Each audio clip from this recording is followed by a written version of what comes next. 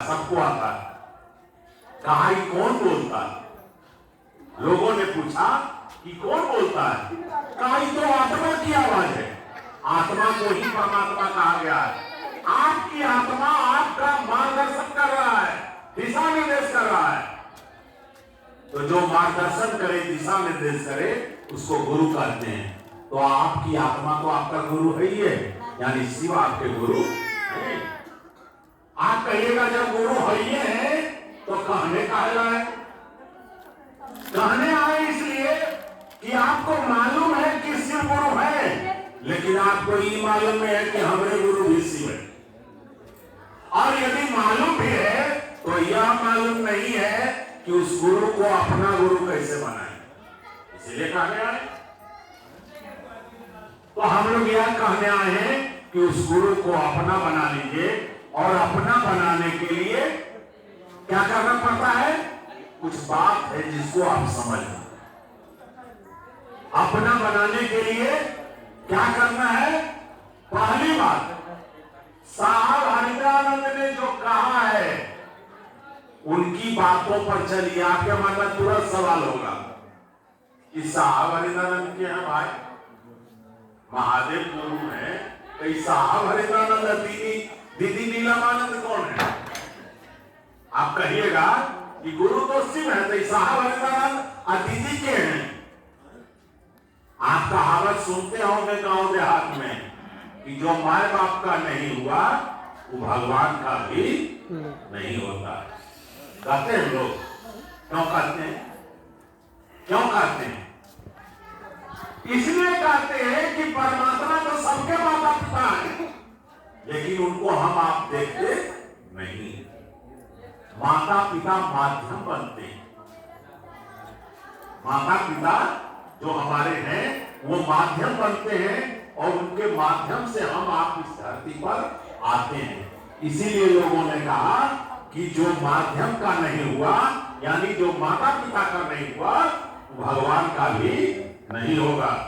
उसी प्रकार जो साहब हरिदानंद और दीदी का नहीं होगा, वो जगत गुरु शिव का भी नहीं हो सकता है। और शिव की वाणी सुन लीजिए।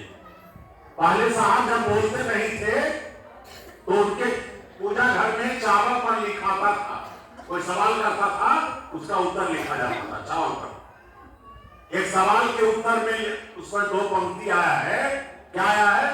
देखिए, शिव कह रहे हैं, जो कोई मेरी दया को प्राप्त करना चाहता है, हरेंद्र के बताए रास्ते पर चले। फिर लिखते हैं, जो यह समझता है कि मैं अपनी बुद्धि से, मैं अपनी युक्ति से, मैं अपनी शक्ति से, मैं अपनी भक्ति से मेरी दया को प्राप्त कर लेगा, यानी शिव की दया को प्राप्त कर लेगा, समझाने भर से छोड़ दो।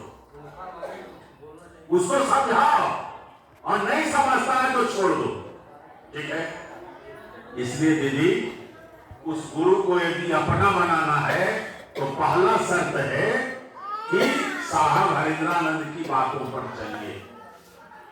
जो दिशा निर्देश मिला है उन्हीं के बातों पर चलना है। एक कारण और भी है, गुरु इतना विशाल है, इतना विशाल है कि आप सोच नहीं सकते शिव कितने विशाल है। और शिव इतना सूक्ष्म है कि आप सोच नहीं सकते कितना सूक्ष्म है। उनका नाम ही है सूक्ष्म अति सूक्ष्म परम चैतन्य ऊर्जा, यानी वैसी ऊर्जा जो सबसे ज्यादा सूक्ष्म है, उसी ऊर्जा का नाम शिव है। तो शिव आ जाए तो आप लोग ठहरिएगा। इसलिए लाचारी है कि अपना वो ज्ञान देना चाहें तो किसके माध्यम से देते हैं? साहब हरिद्रानंद के माध्यम से। इसलिए दीदी, माध्यम हमारे साहब दीदी हैं, उनकी बातों पर ही हमको आपको चलना है, तो शिव हमारे गुरु होंगे और उनकी दया हमको आपको मिलेगी। दूसरी बात, चर्चा में जरूर जाइए। ये सूत्र मिला है ना, दया मांगना, नमः शिवाय से प्रणाम करना और गुरु की चर्चा। तो 2 काम तो आप करते हैं, दया मांगते हैं, नमः शिवाय करते हैं, एक काम नहीं होता है, गुरु की चर्चा। हम लोगों ने कहा कैसे चर्चा होगी, उसका पहला शर्त है गुरु के स्कूल में जरूर जाइए। और गुरु का स्कूल कहाँ है? जहां गुरु की चर्चा होती है वही आपका स्कूल है। आपके गांव में साप्ताहिक चर्चा, आज हम एक दिवसीय चर्चा हो रही है, वायरल है गांव के लोग। आज साप्ताहिक चर्चा में आवेंगे दिन हम आए थे, कई आदमी है तब 5 को, कई आदमी है तब 5 को। इसलिए दीदी स्कूल जरूर जाइए। कहीं स्पेशल क्लास लगने शेष आए नहीं, कैसा भी क्लास लगे आपको बिना कहे बिना बुलाए स्कूल में जरूर जाइए। आपका बच्चा नाम लिखा ले स्कूल में जाए तो पढ़ेगा? आप ही तो बच्चा है गुरु के लिए, तो आपको भी पढ़ना है तो कहां जाना होगा? गुरु के स्कूल में जाना होगा। कहिएगा घरे में पढ़ लेंगे, घरे में पढ़ लेंगे, आसान नहीं है। पढ़ा लिखल माँ बाप है, अपना बच्चा तो पढ़ा सकता है, लेकिन पढ़ा पाता है? कहता नहीं, स्कूल में जाएगा तो मेरा बेटा नहीं पढ़ेगा। इसलिए स्कूल जरूर जाइए। दूसरी बात, गुरु का काम क्या है? गुरु ने आदेश क्या दिया है? दूसरे लोगों को जोड़ना, खुद भी शिष्य बनना और दूसरों को शिष्य बनाना, यही काम मिला है। इस काम को हम आप नहीं कर पाते। क्यों नहीं कर पाते? पहले सोच लिए हैं कि हम पढ़ा लिखल नहीं, हमारा चर्चा नहीं होगा। एक चीज बताइए, हम लोग चर्चा करने नहीं कर रहे हैं, हम लोग गप करने का रहे हैं। गप पूछते हैं ना, गप के बिना कोई आदमी इस संसार में नहीं रहेगा। तो गप करने तो आपको आता है, तो चर्चा करने का आएगा। जैसे गप करते हैं वैसे गुरु का चर्चा कीजिए, वैसे गुरु का गप कीजिए। तो आप भी बराबर सोचिए कि हमको चर्चा करने आता है, हमको गप करने आता है, हम गुरु का गप कर सकते हैं। खाली सोचिए, चर्चा होने लगेगी। गुरु से दया मांगिए। दूसरी बात, गुरु का काम जब तक नहीं होता है तब तक काम में सहयोग करिए। नहीं बुझे? गुरु का काम जब तक नहीं होता है, यानी चर्चा आपसे नहीं होती है, आप लोगों को नहीं जोड़ पाते हैं, तो गुरु के काम में सहयोग करिए। ये तो कर सकते हैं ना। अरे भाई हमरा पढ़ेल नहीं आता, तब पढ़ेल नहीं आता है, तब जिसको पढ़ेल आता है उसके काम में सहयोग करें, वो हमको बता देगा। तो गुरु के काम में सहयोग करिए। क्या सहयोग करिए? साप्ताहिक चर्चा रसनपुर में हो रही है, 500 आदमी आता है। ये गांव के जितना गुरु बहन है कुल मिल के यदि सब घर बोल जाए बुलाने के लिए तो नहीं आवेगी। हाँ, 10-20 को कहिएगा, 50 को के देखा वो कचपीगल मिल जाएगा। कहना जब पूरे बाहर पर तैयार रह जाओ। आप कुछ बोलते तो नहीं है, माने मन कहते हैं, कल ले से कर दुआरी पर नहीं। ये आपको नहीं सोचना है, आपको बुलाना है। क्यों? महादेव की दया चाहिए, मजूरी चाहिए। मजूरी कब मिलता है? जब हाजिरी बनता है। इसलिए गुरु की दरबार में यहां भी हाजिरी बन रहा है, यहां भी हाजिरी बनाने वाला दिखाई नहीं पड़ रहा, लेकिन हाजिरी बन रहा है। गुरु है यहां मौजूद, इसलिए दीदी साहब भी मौजूद है। इसलिए दीदी इस काम को जरूर कीजिए, चर्चा में जरूर जाइए, गुरु के काम में सहयोग जरूर कीजिए। नहीं होता है तो एक बात और, हम आप ही की बात कर रहे हैं। मासिक चर्चा जहां होती है, मासिक चर्चा में जरूर जाइए। हर गांव के साप्ताहिक चर्चा में क्रियाशील गुरु भाई पहुंच जाए, ये संभव नहीं है। अभी तो नहीं है संभव, हम नहीं देख रहे ऐसा हो रहा है। लेकिन जहां मासिक चर्चा होती है, जैसे आपके बगल के गांव में कहां है, बेहोश में होता है, आपके बगल में सतपुरा में होता है, हमारे डेरा में होता है मासिक चर्चा होती है ना। हर महीना के पहला रविवार को हमारे यहाँ, आपका कार्यालय जहाँ है वहां होता है मेरे मकान पर, तो मासिक चर्चा में जरूर जाइए। क्या फायदा है?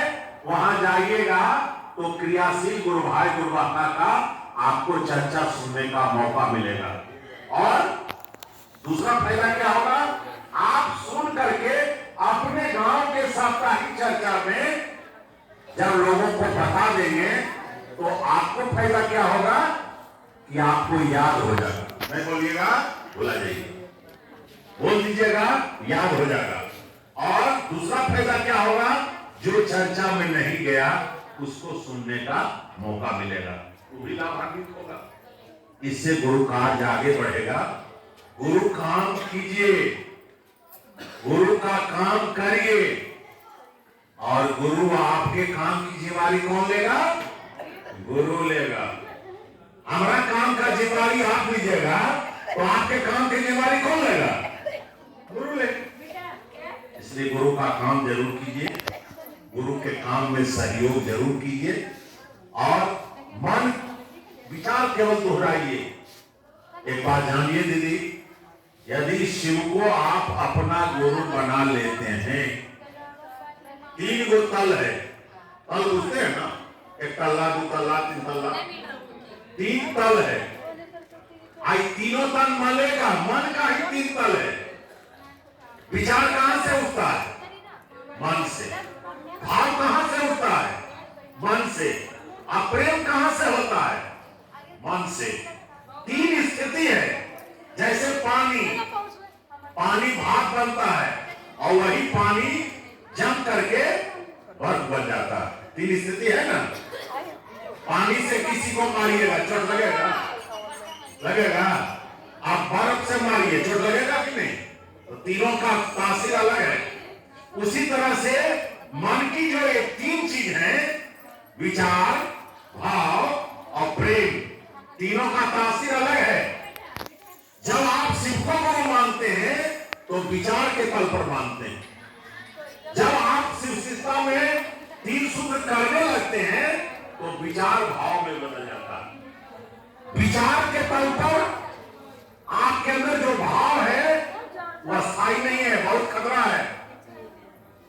आपके अंदर अस्थायी भाव नहीं है। जब भाव के अंदर पर पहुंचिएगा तो भी रिश्ता टूटता है। पिता पुत्र का रिश्ता दुश्मनी में बदल जाता है, भाई भाई का रिश्ता मुकदमा हो जाता है, पति पत्नी का रिश्ता, पत्नी ही पति को जहर देके मार देती है या पति पत्नी को मार देता है, तलाक ले लेता है, तो भाव का रिश्ता भी टूटता है। जब प्रेम में पहुंच जाइएगा तब ये रिश्ता टूटता